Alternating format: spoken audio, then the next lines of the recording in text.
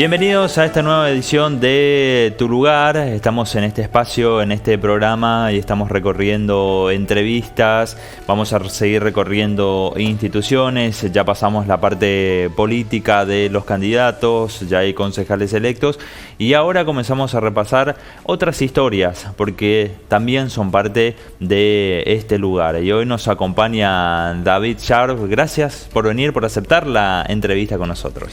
Un gusto, hacía un buen tiempo que no estaba por el canal y estoy feliz de que hoy puedo estar otra vez con gente que conozco, con gente que sé que trabaja y que se preocupa por hacer entender qué es una sociedad. Porque la sociedad no es solo lo que yo soy adentro, la sociedad es algo distinto, es entender a quienes están a mi alrededor. Y necesitamos eso, porque no somos gente criada y mucho menos creada por Dios para vivir en soledad. Nos necesitamos unos a otros. Y es por eso que hay cosas que a veces suceden en un pueblo que uno dice, ¿por qué será que suceden? Y tendremos que dejarlo allí nomás, cada uno tendrá que saber qué es lo que piensa hacer al respecto.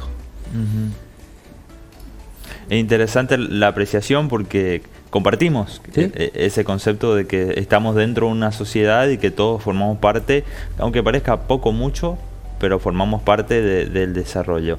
David, contanos un poco tu historia, ¿dónde nació? Yo nací en Posadas, en el hospital de Posadas, porque mis padres, que fueron fundadores de Oasis y de Jardín América, vivían en ese momento en Oasis, así que vivían ellos en Oasis y viajaron en Ford A Posadas para mi nacimiento.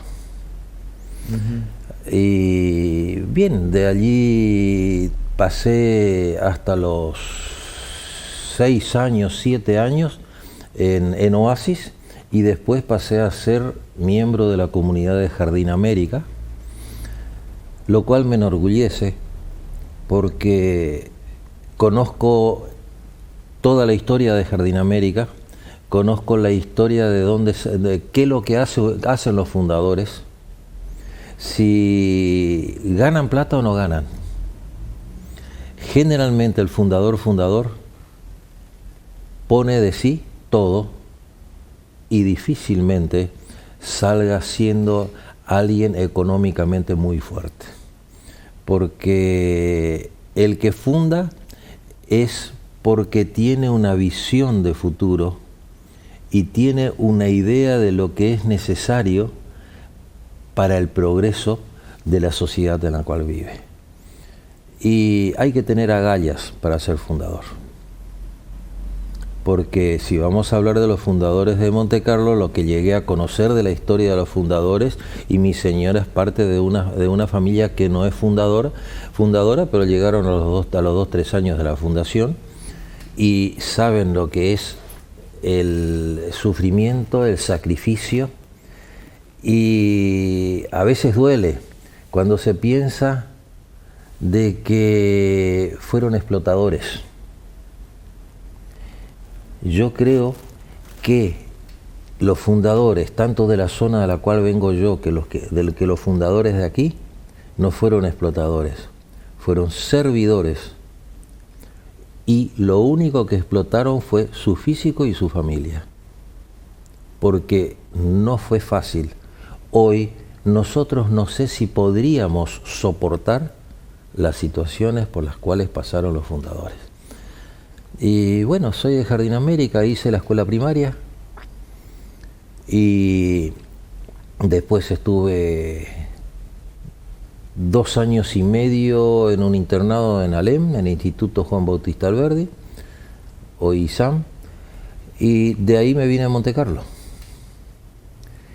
Y prácticamente ya no perdí el contacto con Montecarlo, porque vine con 16, 17 años hice cuarto, quinto año aquí en la escuela normal.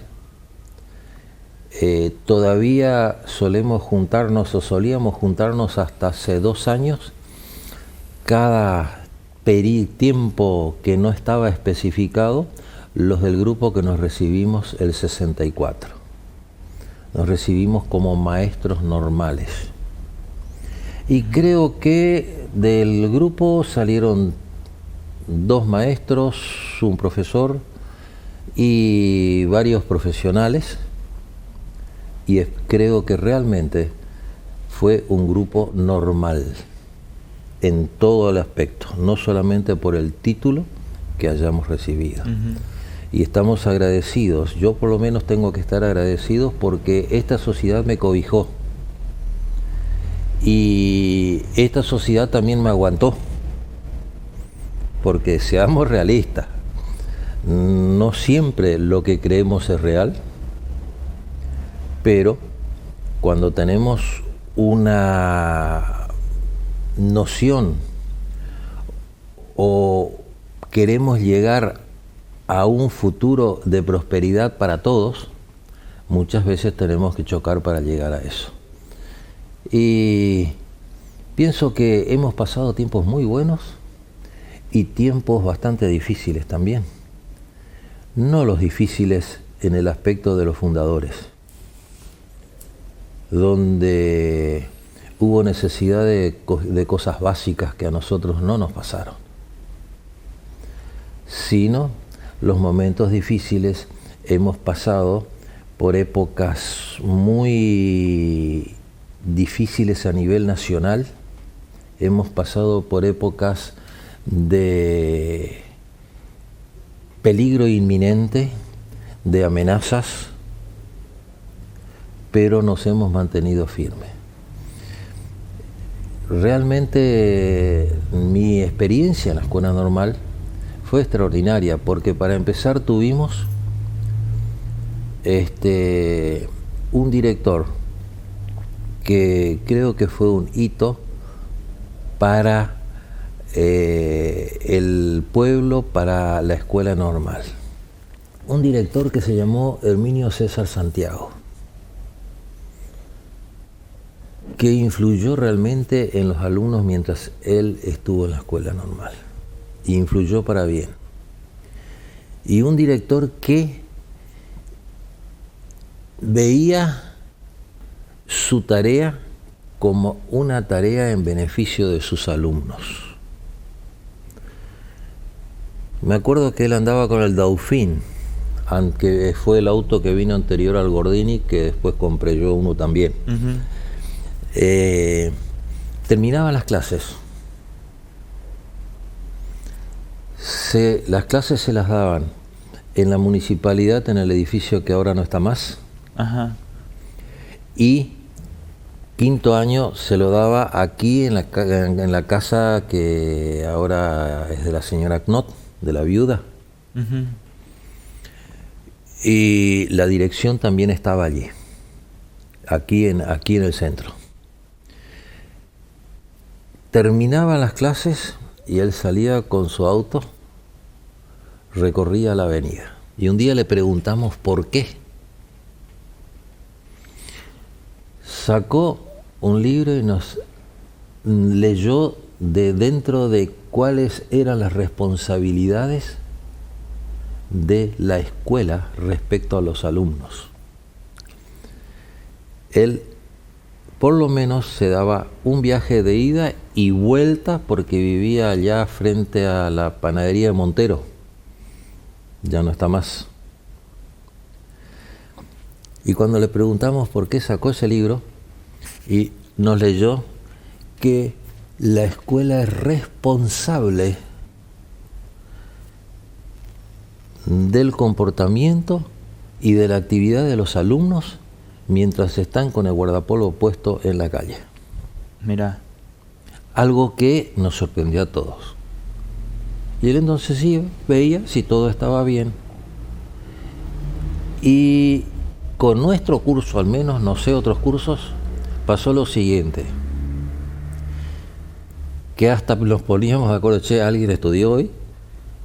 Porque vamos a reconocer, no hubo alumnos destacados y de los tragalibros en mi curso, pero sí procurábamos ser responsables.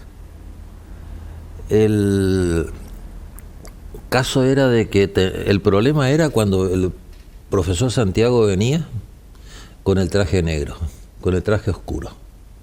Guarda que viene una prueba. Ah, mira, ese era... Ya prácticamente era seguro. Y generalmente ya estábamos preparados, el que estudió, el que está seguro, porque el profesor no era de perseguir al que no estudiaba. Pero es el profesor al cual le estudiábamos por respeto. Pero lógicamente no siempre le estudiábamos como para sacar demasiado buenas notas. Pero le estudiábamos.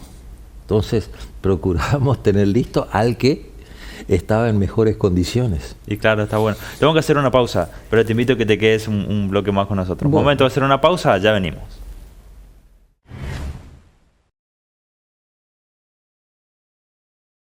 ¿Sentís la necesidad de renovar tu sonrisa? Podés consultar con el odontólogo Nicolás Strider al 3751 25 57 20. No esperes a que sea tarde. Recordá realizar tu control dental preventivo con el odontólogo Nicolás Strider. Atiende en la Avenida Libertador al 3200 y podés solicitar turnos al WhatsApp 3751 25 57 20.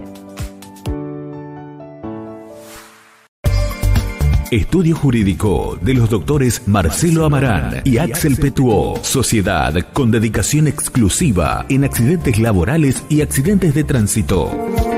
Oficinas en El Dorado, calle Christiansen 55. Monte Carlo, calle Sargento Cabral, número 2321. Teléfono de contacto 03751 482 487. ¿Estás pensando en construir? ¿Querés hacer alguna reforma? Carolina Brito, arquitecta, trabaja siempre para buscar el mejor servicio. Planos municipales, cómputos de materiales, direcciones de obra, interiorismo, asesoramiento y relevamiento. Ella está sobre la Avenida Libertador al 30.050 y te puedes contactar al 3751 400022. Carolina Brito, arquitecta. Sus trabajos son garantizados.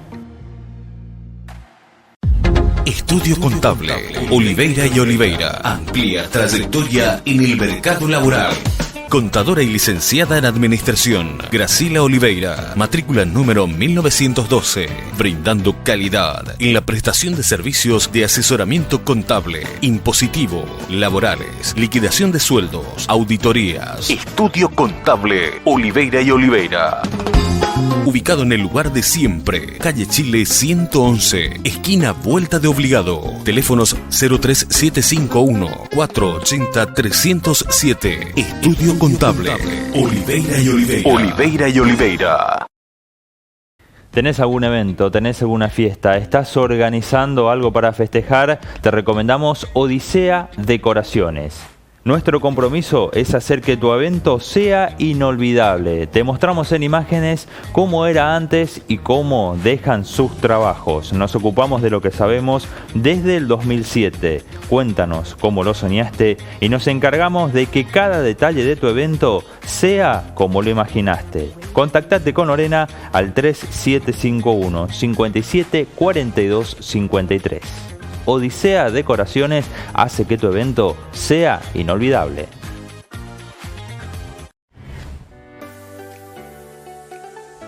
Regresamos de la pausa y está con nosotros David, que nos está contando un poco de su historia. Y David, nos marcabas hoy de esto de estudiar por respeto, y creo que hay, a ver, se le puede seguir a una persona líder o por respeto o por miedo. El caso de ustedes era el respeto a este docente. Respeto absoluto. Porque me acuerdo que una vez que un compañero hizo un comentario que no le salió bien, como nos puede pasar a todos, y creo que nos pasó más de una vez a todos. Claro. Me acuerdo que se le cayeron lágrimas al director. Y nos acompañó en todo momento, y quisiera saber yo si estamos todavía en el nivel que estuvimos en aquella época. Porque hasta esa época la escuela normal no era un centro político, era un centro educativo. Y sabemos lo que pasó después. Todos conocemos, no vamos a tocar la historia, pero de mi curso éramos 10, somos 8 todavía. Y hace ya más de 50 años que nos recibimos y mantenemos relaciones. Tenemos a alguien en Alemania, Loti Kenke, tenemos a Ernesto Murugat en Neuquén, tenemos a Bayreuther Carlos en Neuquén, tenemos a nuestra compañera Ilírica Ríos en Santa Fe, tenemos en Posadas a Carlos Ramírez, en Puerto Rico está Máxima Ledesma, y aquí en el pueblo todavía quedamos 3, que son Carlos Maletti, el que trabaja en Maderalpa, porque con Carlos Maletti hay que tener cuidado porque son unos cuantos. Está Chunchi Paz y estoy también yo. Eso fuimos el grupo que comenzamos y todavía tenemos relaciones. Relaciones que nos llamamos por teléfono, que cuando hay alguna noticia de alguien nos damos mutuamente, porque lógicamente estamos desparramados, pero nos interesa el núcleo. Así que la escuela normal para mí fue importantísima. Una vez que terminó esa parte de la escuela, ¿cómo siguió su vida? ¿A qué se dedicó? Primero estuve trabajando en la fábrica Máster, donde mi padre era socio, acá en Tarumá. Y por un año, y después me tocó la colimba. Algo que es lamentable que no suceda, porque es el lugar donde uno no aprende todo bueno. Pero si en el hogar se aprendió lo bueno, no afecta. Seamos realistas. Pero lo que aprendimos es una cosa que siempre cuesta al ser humano.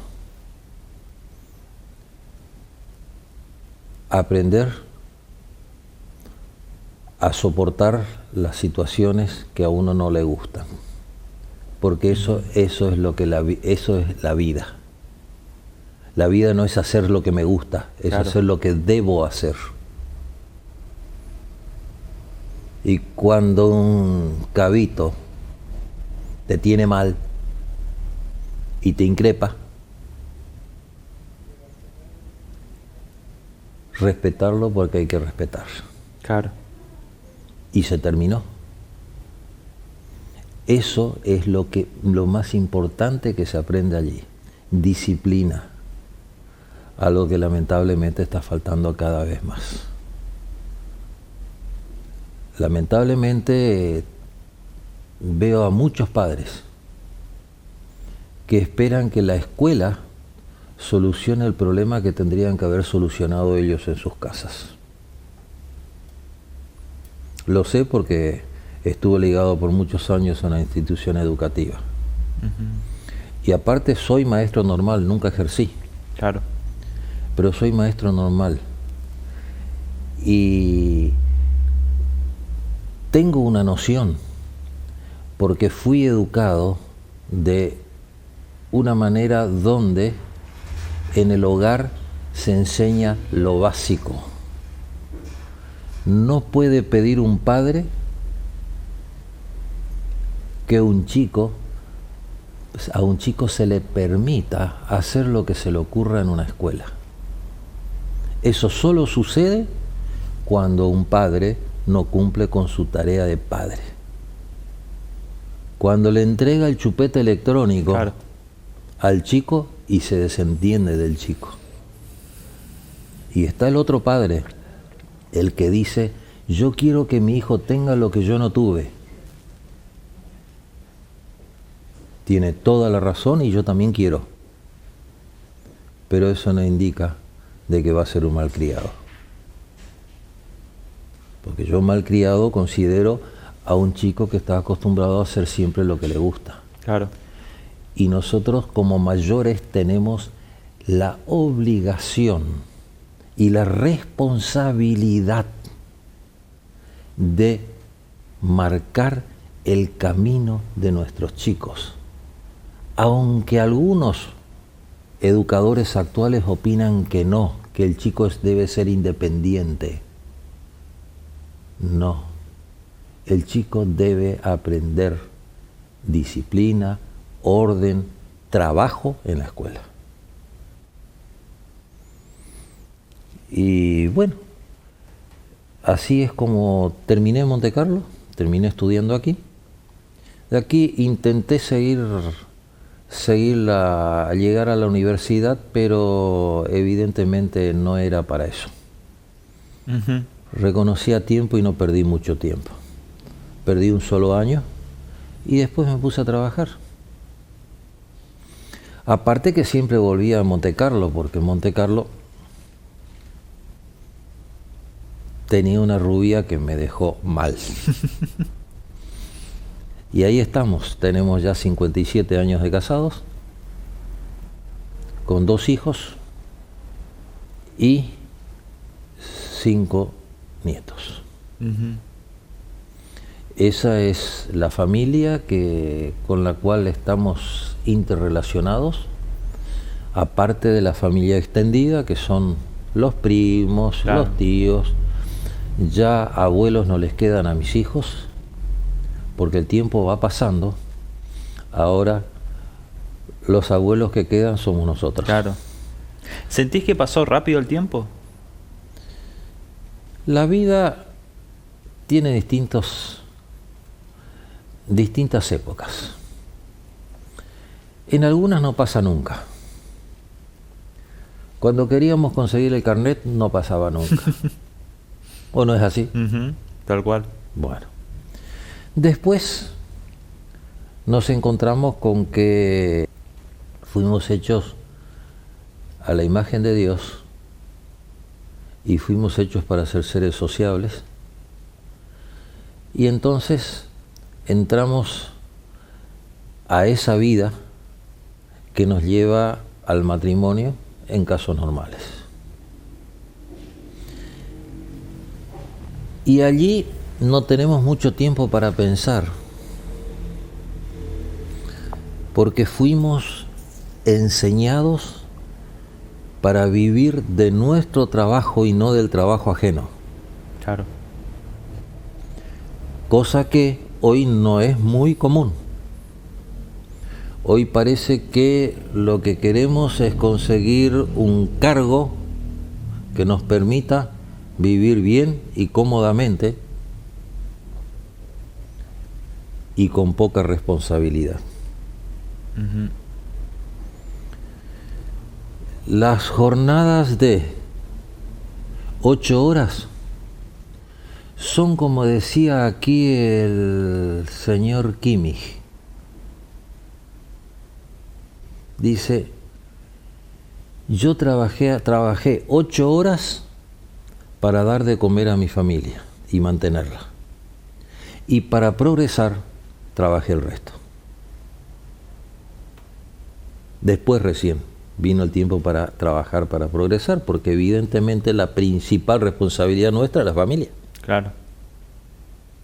Entonces, después sí para trabajar. Tengo que hacer una pausa. Le invito a que se quede otro bloque con nosotros. Queda más de historia de su vida. Momento de hacer una pausa, enseguida volvemos.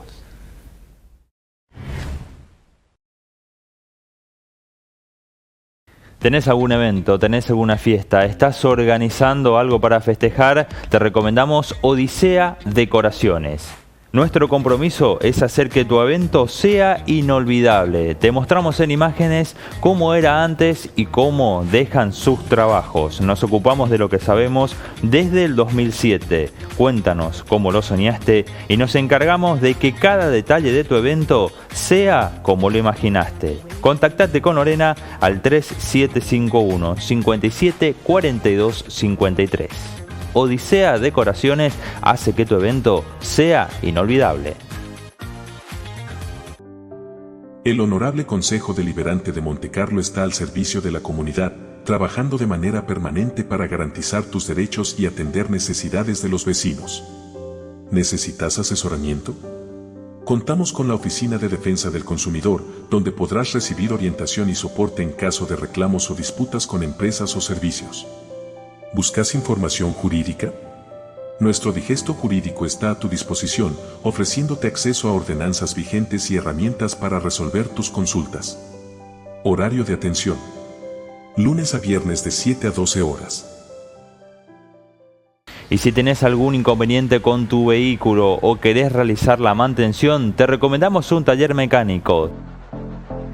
Diagnosticar de Federico Stobo, que realizan un trabajo garantizado, servicios de mantenimiento automotriz, cambios de correas de distribución, además cambios de frenos, cambios de embrague, limpieza de inyectores a motores a nafta, con la posibilidad de hacer el diagnóstico de fallas con sistemas actualizados. Además, a partir de ahora también ventas de lubricantes, diferentes tipos de aceites, filtros para automóviles. Diagnosticar de Federico Stop, te puedes contactar al 3751 58 73 43.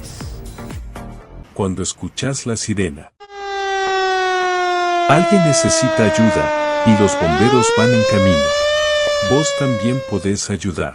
Con la donación de dinero a través de la factura de la Cooperativa de Electricidad, podés aportar para el funcionamiento de la institución y estar preparados para emergencias. Solo tenés que solicitar al cuartel y decidir donar los valores de 1 a 5 litros de nafta super. Bomberos Voluntarios Unidos. El Alcázar. Estudio Jurídico de los doctores Marcelo Amarán y Axel Petuó. Sociedad con dedicación exclusiva en accidentes laborales y accidentes de tránsito. Oficinas en El Dorado, calle Christiansen 55. Montecarlo, calle Sargento Cabral, número 2321. Teléfono de contacto 03751 482 487. Comenzamos este nuevo bloque, estamos en Tu Lugar y seguimos repasando la historia de David, una persona que vivió en Montecarlo, que se relacionó socialmente en la localidad, y en esta relación, vinculación, nos habló de su trayectoria por la escuela, por la colimba, la familia. ¿En qué momento se relacionó con la iglesia o todo esto fue de la mano? Y yo pienso que mi primera relación fue con la iglesia. La primera. Primera, porque vengo de una familia cristiana de nacimiento. Ajá. De nacimiento.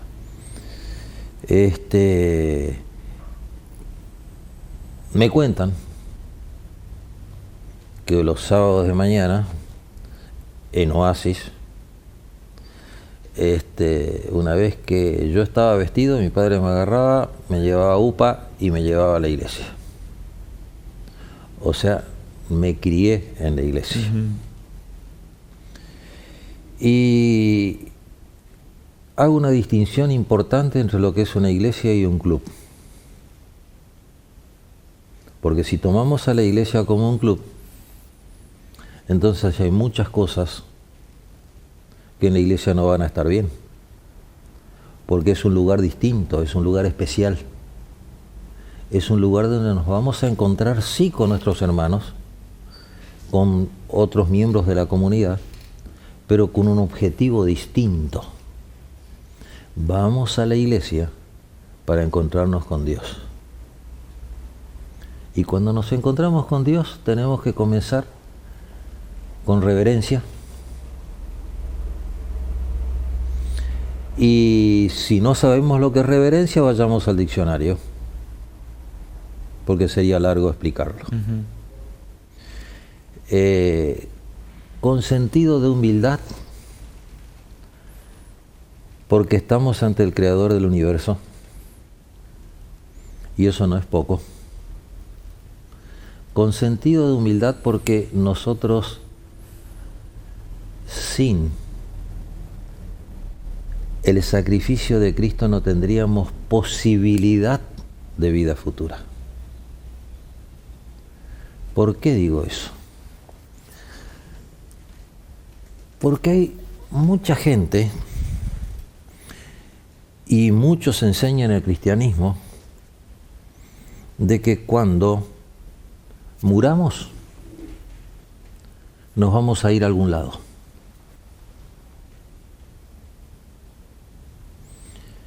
Y como eso no dice las Sagradas Escrituras, la Biblia nos dice que el que murió nada sabe, no tiene más relación con este mundo. Y si no, a que nos acordemos, los que estamos dentro del cristianismo tenemos que conocer la historia del cristianismo, de Lázaro. Cristo primero a los discípulos le dijo, Lázaro duerme. Y lo dice las Sagradas Escrituras, dicen con toda claridad que Cristo les aclaró, está muerto. Y después de 3 días recién se fue a verlo. Y la hermana de Lázaro, cuando Cristo le dijo,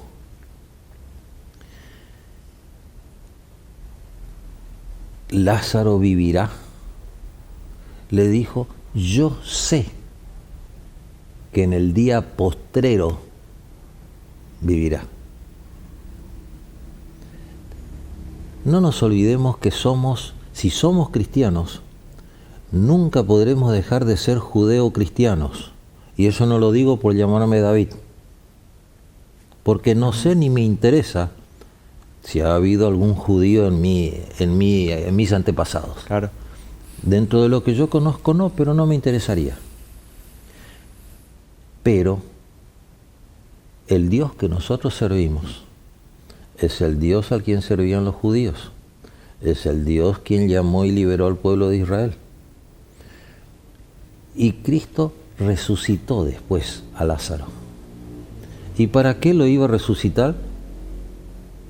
Si estaba en algún lado, si estaba mucho mejor. ¿Para qué lo iba a resucitar? Es lo mismo.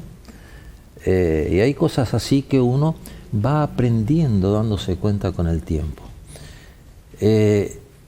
A veces pensamos de que la iglesia es un lugar para la gente importante, para los santos, para la gente que se porta bien, aunque sea exteriormente. Hagamos la aclaración. Pero no.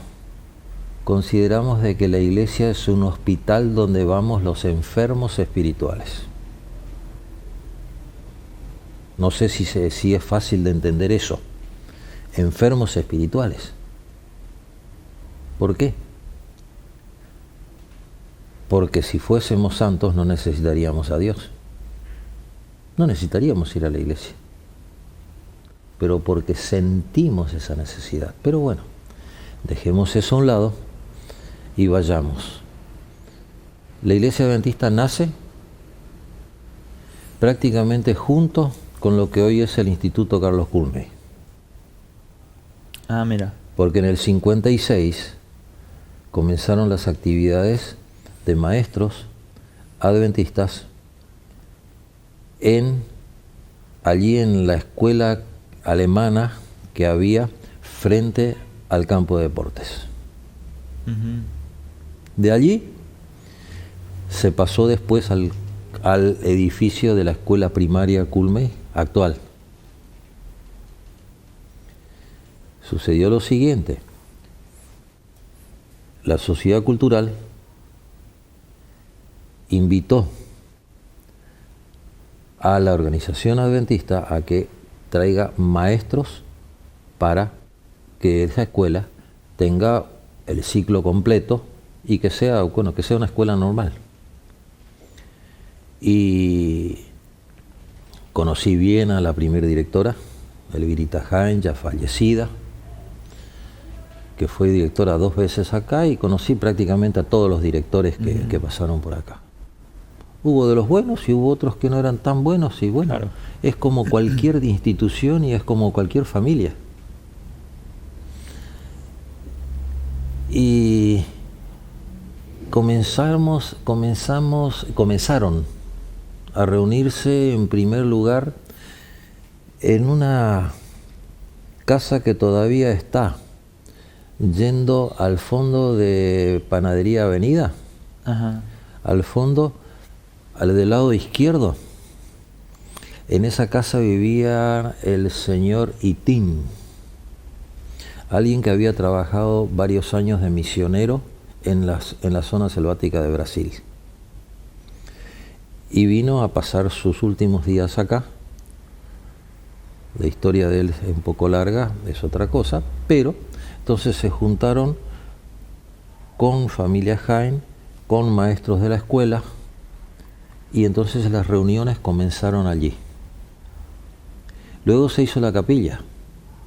Nuestra primer capilla todavía está allí porque la vendimos cuando compramos el terreno del lugar donde está la iglesia ahora. Esa capilla se hizo con ayuda principal de la hija del señor Itín, que era maestra y donaba parte de su sueldo. Ah, mira. Allí despacito entró la familia Jansen. No hubo mucho, pero sí hubo recelos y algunos resentimientos, pero eso es normal en una sociedad que no está acostumbrada a que se hable de algo distinto a lo que nuestros padres nos enseñaron. Claro, tradicionalmente, claro. Lo que fue la tradición. Y de allí fuimos a aquella iglesia, allá. Un día ya se había comprado el terreno, pero había que ver qué hacíamos. Claro.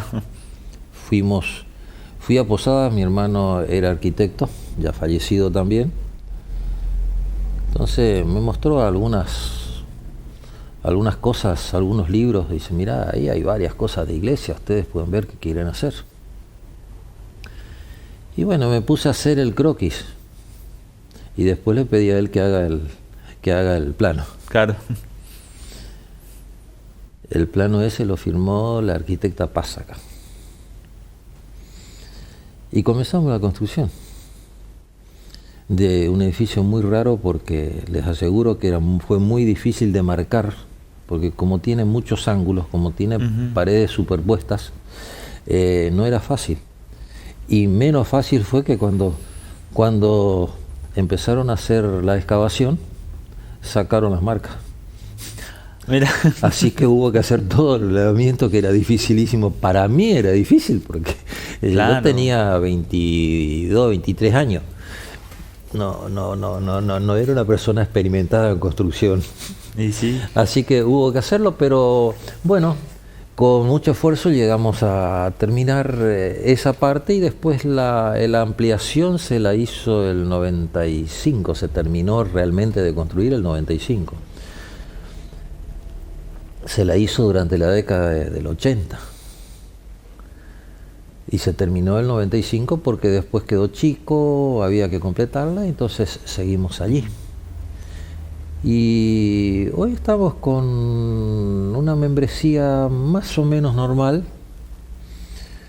Tenemos bastante actividades, incluso no nos olvidemos que ya que estamos en un medio de comunicación, también tuve el gusto de participar en la instalación de la 91.5, Radio Nuevo Tiempo, que es propiedad de la iglesia, y es una radio inscripta oficialmente.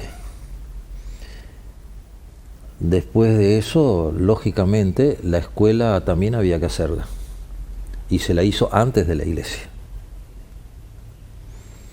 Y se comenzó con nada. A principios de febrero del año que comenzó, no quiero decir el año exacto porque corro riesgo de equivocarme el año, pero está todo registrado, incluso en el libro sobre Montecarlo del señor Plocher están claritas todas las fechas y así. Fue eso sí que fue duro, ¿eh? Eso sí que fue duro, porque en 30 días hubo 30 días de tiempo para organizar. Y cuando vinieron las autoridades eclesiásticas a decirnos, mire, o levantamos acá o llevamos la escuela a otro lado,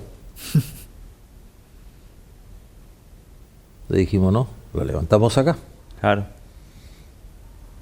Le dijimos, el que más le dijo fue mi suegro. Vamos a ser realistas, que yo todavía en esa época no tenía mucho que decir. Claro. Primero tenía que demostrar que era buen yerno. Entonces decidimos comprar lotes. El señor Gratz estaba encargado de la venta de los lotes. Se compraron 2 lotes primero y un tercer lote después, y allí se comenzó la construcción. Fuimos a buscar maderas de jardín, de oasis,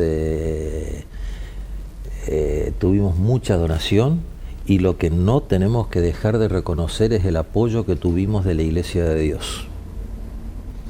Porque el señor Kimmich, la señora del pastor, y en general la comunidad de esa iglesia fue la que apoyó, porque buscaban una iglesia que sea cristiana y donde se enseñe la Biblia. Qué bueno, tengo que hacer una pausa. Tenemos que marcar los tiempos. Sos el que dirigís. Sí, tenemos que hacer una pausa, te invitamos a que te quedes el último bloque. Pausa, ya venimos.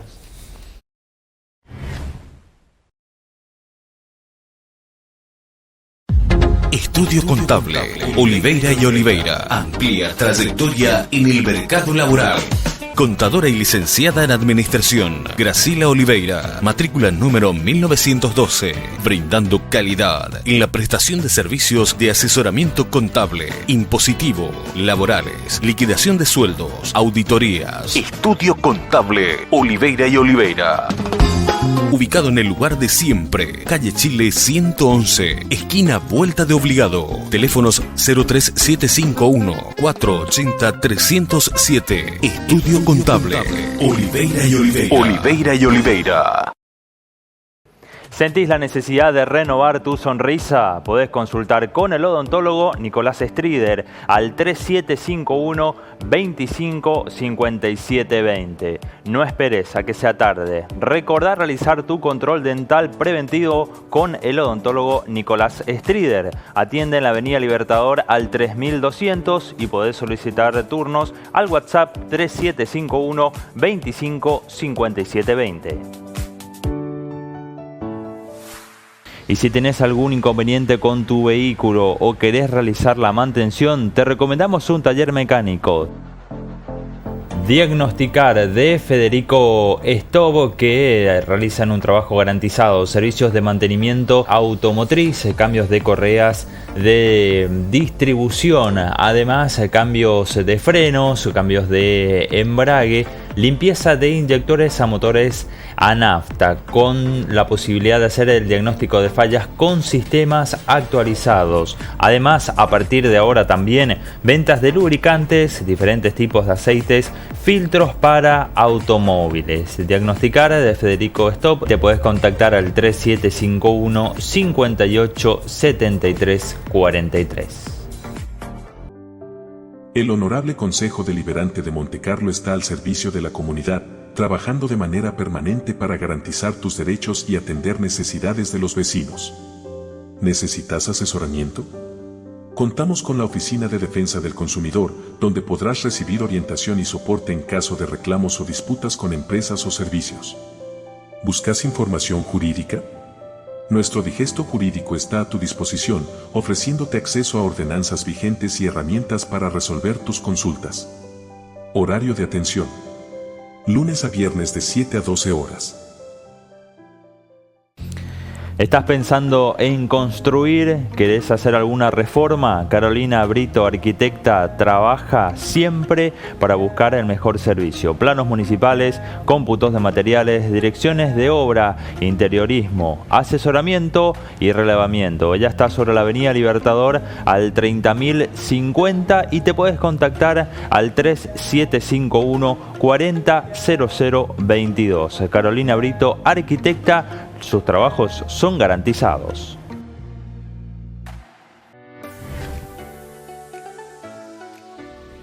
Arrancamos el último bloque de Tu Lugar y estamos conociendo la historia de David, pero también la historia social vinculada a las instituciones. ¿Cómo fue tu etapa comercial o como comerciante en Montecarlo? ¿Cuándo comenzó? ¿Con qué rubro? ¿Cómo se mantuvo en el tiempo, que quizás es lo más difícil? Digamos, en la parte comercial entré al año y medio de estar casado, de haberme casado. Mi suegro me invita a trabajar con él aquí enfrente. Uh-huh. Y bueno, siempre fui en casa el encargado de arreglar las cosas, así que no digamos que tenía noción, pero tenía cierta facilidad para la parte de repuestos. Entonces entré, trabajamos con mi cuñado Norberto, después vino el otro cuñado y bueno, estuve trabajando varios años aquí hasta que llegó un momento donde un amigo me invitó a meterme en las pinturas. Y bueno, con las pinturas era otro mundo. Uh-huh. Conseguí apoyo, mi padre colaboró, nos ayudó a la construcción de la primer parte del edificio de la pinturería y terminamos poniendo pintura. Se entiende que ese sí era un rubro que no conocía en la parte comercial, pero ya a los 9, 10 años ya estaba pintando en mi casa, no había ninguna duda, porque en mi casa trabajábamos todos. Claro. Y yo diría hasta haciendo más de lo que tendríamos que haber hecho como chicos, porque yo a los 11, 12 años estaba en un techo de 8 o 10 metros de altura con mucha caída, solo, pintando. Claro. Un techo de zinc, no había donde agarrarse. Así que puse escaleras, até del otro lado, hice cosas raras, pero mientras tanto todo era un riesgo. Así que eso, dentro de todo, me fue muy bien. Hubo una buena época. En este momento las cosas están como en todos lados.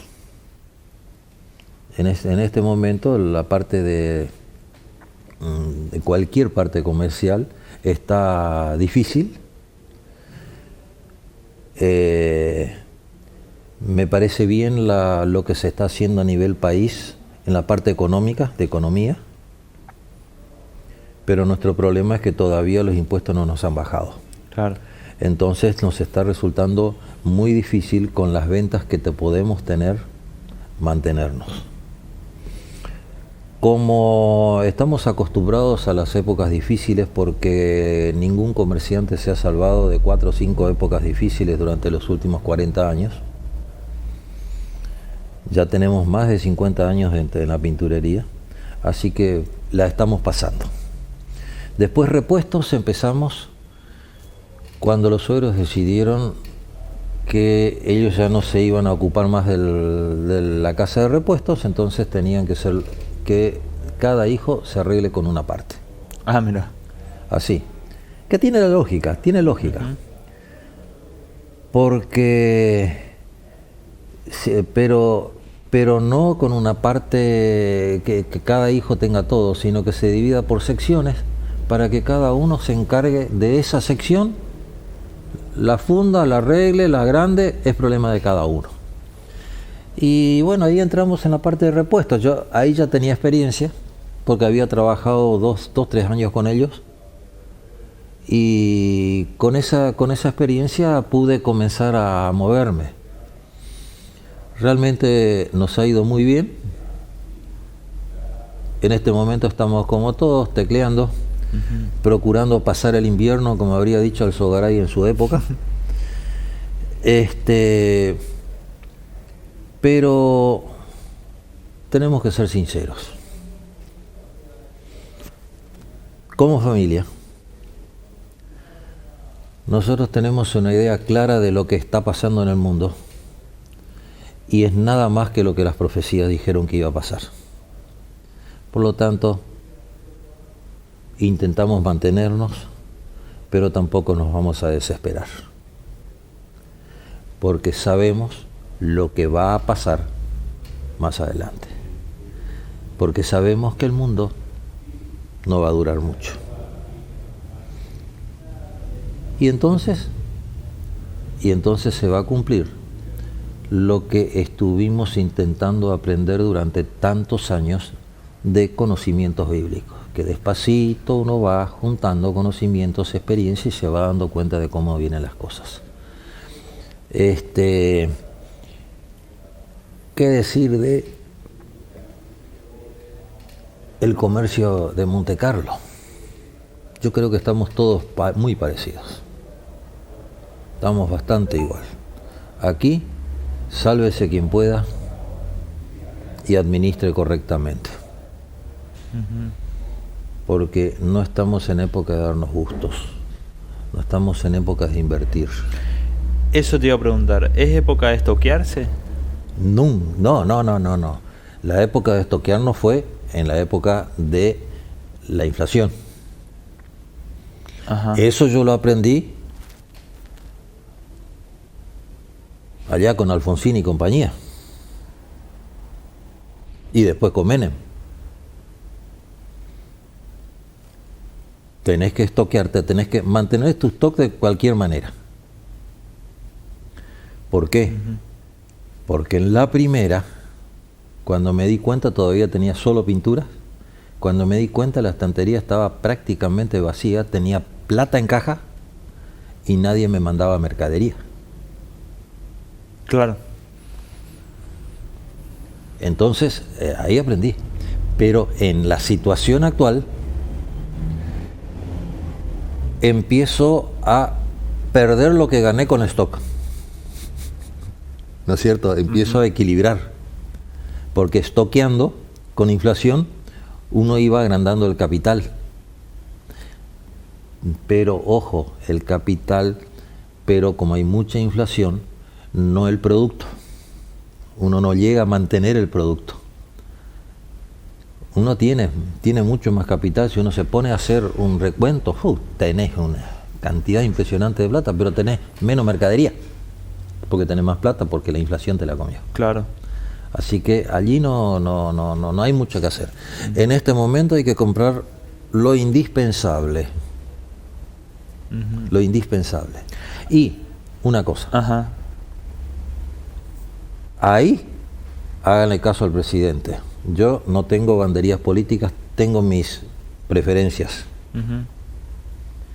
Pero es cierto, fíjense a quién le compran y no paguen lo que se les ocurre a la gente.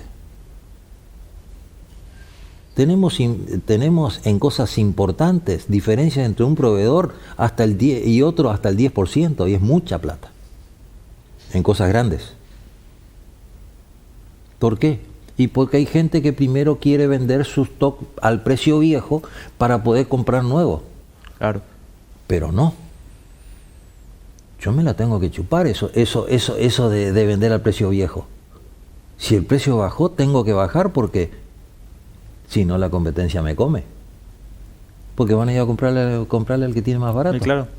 Y tenemos que hacer eso, porque este país está en un momento donde la parte económica está en vistas de solucionarse, o por lo menos va en camino de solución. Esperemos que llegue. Pero viene la batalla cultural. Los argentinos estamos acostumbrados a ganar plata fácil. Y estamos acostumbrados a que algo me gusta y lo compro. Tenemos que aprender a administrar. Tenemos que aprender a ser comerciantes de nuevo. Porque de la manera en que nosotros comerciábamos, y no nos queda otra porque fue la única manera en que nos podíamos salvar, con el nuevo sistema económico, es un suicidio. Sería un suicidio para nosotros. Tenemos que aprender a comprar bien, a conformarnos con los precios que correspondan, pero va a ser imposible mientras no nos bajen los impuestos. Porque mientras no nos bajan los impuestos no nos pueden pedir de que pongamos de nuestro capital para mantener la política económica. No lo podemos hacer. Bajen los impuestos y nosotros vamos a bajar los costos, los precios. ¿Por qué? Porque me van a bajar los costos a mí también. Claro. Entonces yo puedo bajar. Cuando comencé hace 50 años, se calculaba entre el 40 y 45% el margen. Si ahora los impuestos son más que eso, imposible. No podemos hacer nada. Y hay mucha gente que se fue y yo diría que tiene razón. Simplemente que hay otros que decimos, bueno, todo lo que hicimos ya no nos queda mucho tiempo. Claro. Aguantemos y veamos si podemos ayudar a levantar esto. David, se nos fue el tiempo de programa. Te queremos agradecer por haber venido, contarnos tu historia de vida y contarnos estos conceptos que van a ayudar sobre todo a los que están en diferentes sectores sociales y estos conceptos tan importantes que nos ha dejado. Muchas gracias por venir. Gracias a ustedes por esta oportunidad. Cuando gusten saben que alguna cosa me voy a acordar. Y disculpen las cosas que me puedo olvidar. Bien, es parte del proceso. Es parte del proceso, exactamente. Bien, gracias. Así llegamos al final de nuestro programa. Hoy nos estuvo visitando David Saab, donde repasamos un poco de todo y siempre algunos conceptos. Y siempre es bueno escuchar a alguien que tiene más experiencia, porque siempre hay algo para aprender. No solamente de los más grandes, sino de cualquier persona. Muchas gracias por prestarnos atención en estos 60 minutos de programa. Hasta el próximo, la próxima edición de Tu Lugar.